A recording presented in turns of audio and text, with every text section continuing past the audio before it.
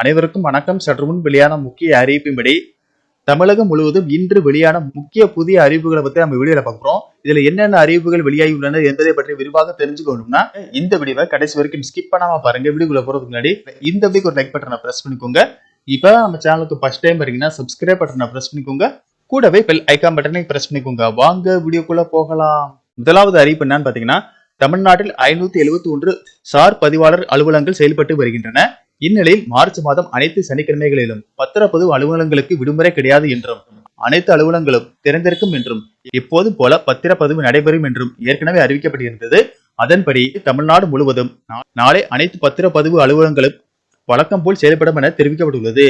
அடுத்த அறிவிப்பு என்னன்னு பாத்தீங்கன்னா, சென்னை பெருநகர பகுதியில் 10 ஆண்டுகளுக்கு மேல் வசிப்பவர்களுக்கும் மற்ற இடங்களில் 5 ஆண்டுகளுக்கு மேல் வசிப்பவர்களுக்கு பட்டா வழங்கப்படும் என்று ஏற்கனவே அறிவிக்கப்பட்டுள்ள நிலையில் 3 லட்சம் அதற்கு குறைவாக ஆண்டு வருமானம் உள்ள குடும்பங்களுக்கு இலவசமாக பட்டா வழங்கப்படும் என்று தெரிவிக்கப்பட்டுள்ளது. சென்னை புறநகர் பகுதியில் 29,187 மற்றும் மாநிலத்தின் பிற்பகுதியில் 57,084 என மொத்தம் 86,271 பட்டா வழங்க நடவடிக்கை எடுக்கப்பட்டுள்ளது.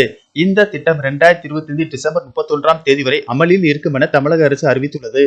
அடுத்த அறிவிப்பு என்னன்னு பாத்தீங்கன்னா, தமிழகத்தில் பெண்களுக்கு கலைஞர் மகளிர் உரிமை தொகை திட்டத்தின் கீழ் மாதந்தோறும் 15ஆம் தேதி உரிமை தொகை ரூபாய் 1000 வங்கி கணக்கில் டெபாசிட் செய்யப்பட்டு வருகிறது.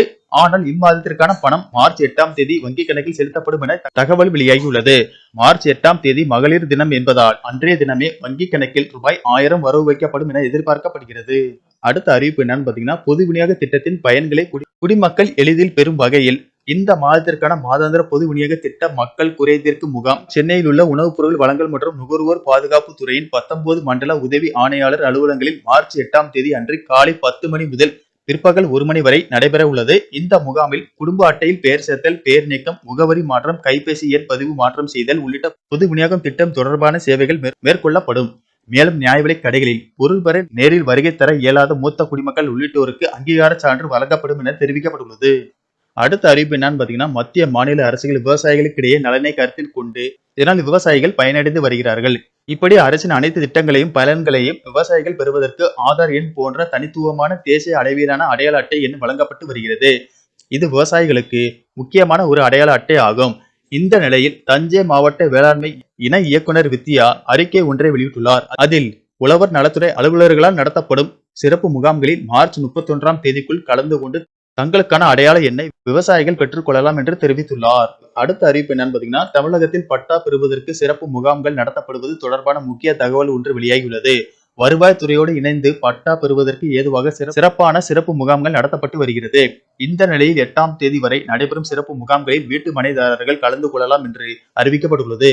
தமிழ்நாடு நகர்ப்புற வாழ்விட மேம்பாட்டு வாரியத்தின் மூலமாக சென்னை பெருநகர மற்றும் தமிழ்நாடு புறநகர வளர்ச்சி திட்டத்தில் பணிகளுக்கான ஒதுக்கீடு பெற்றவர்களுக்கு கிரைய பத்திரமாக அதற்கு சிறப்பு முகாம் நடத்தப்படுகிறது. மேலும் முகாம் நடைபெறும் நாள் மற்றும் திட்ட பகுதிகள் குறித்த தகவல்களை tnuhtp.dn.gov.in என்ற இணையதளத்தில் தெரிந்து கொள்ளலாம் என அறிவிக்கப்பட்டுள்ளது. நன்றி, வணக்கம்.